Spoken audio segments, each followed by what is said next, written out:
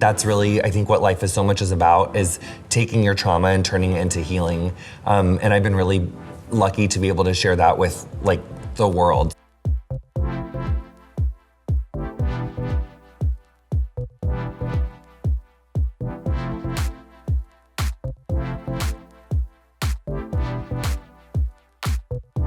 Often when people tell me about ways that my work has helped them in their lives, especially around my HIV status, I think that when people share with me that my ability to talk about living with HIV has like made their experience with it easier or better, or helped like a family member, it makes me feel like strong, and it makes me feel like the decisions that I've made in my career have been good ones, and I've used my platform to help affect change, which is definitely a goal. Well, because I come from the rural Midwest, and there's a lot of like televangelism there, but like just going until you get your yes. So like being resilient. And I think Joel Osteen said that. I can't help it, okay? It just happened in my family a lot. It was like on TV, back off, I get it. It's like very, like, you know, 99% of their outlook I probably like, you don't, but to keep going until you get your yes, because if I would have given up like every time someone told me no, or said that they didn't get it, or said that it wasn't gonna happen for me, I would have like never gotten here.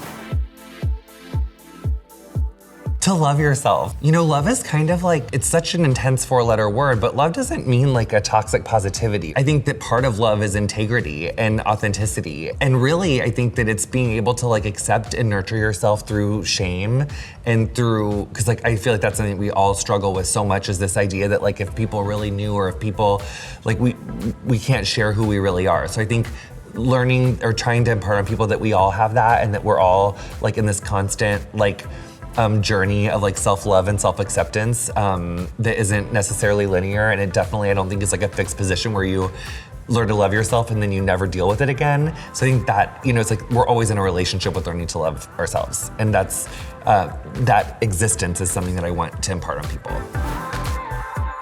I had so many role models growing up. Most of them happened to be like Olympic figure skaters or gymnasts. I think the thing that's always drawn me to it is the overall like sheer impossibility of making it work in the first place. You're basically in heels on a 1/8 of an inch, if not less, thick blade. It's a feat of physics. One that always stands out to me is Rudy Galindo. He was the 1996 US national champion. And the thing about him that was really major, he was out about his HIV status in the mid-90s, which was just like not a very like typical thing. Also, obviously, Michelle Kwan, such an icon, such a mentor. The Magnificent Seven, the 1996 women's gymnastics team that won our first team gold.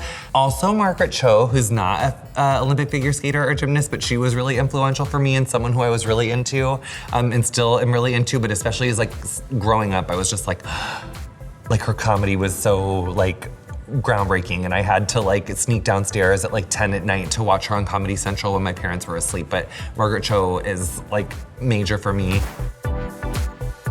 I think what I would really say about Getting Curious is not only my TV show, but in the world, when we are curious about things and when we allow ourselves to seek out the information, that builds a lot of confidence.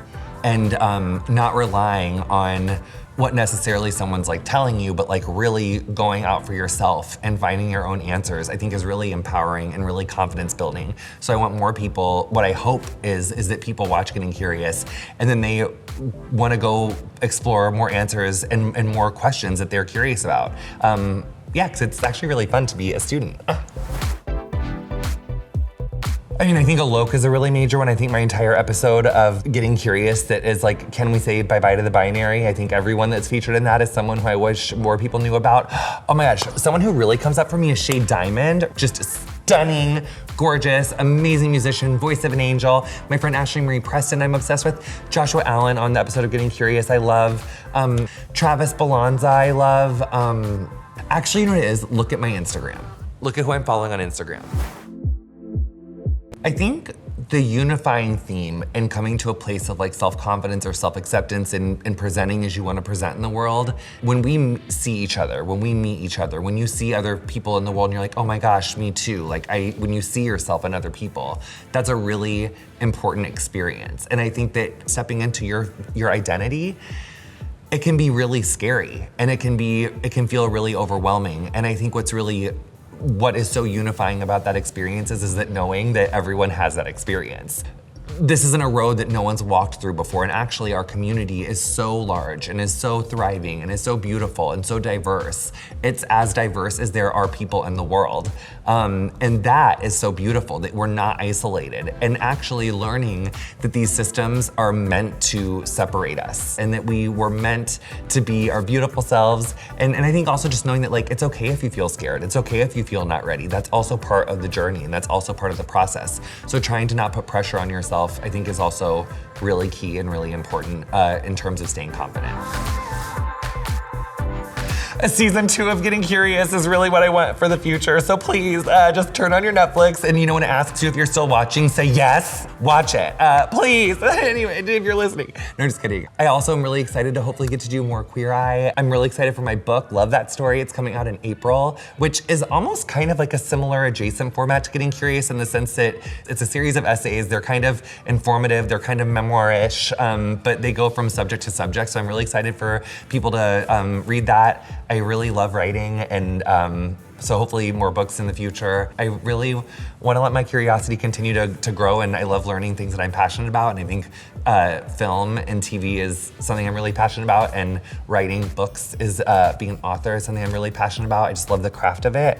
So yeah, and obviously figure skating, gymnastics, and like trying to not impulse adopt like any more cats or dogs is what I also hope to do in the future. But maybe do like an animal rescue.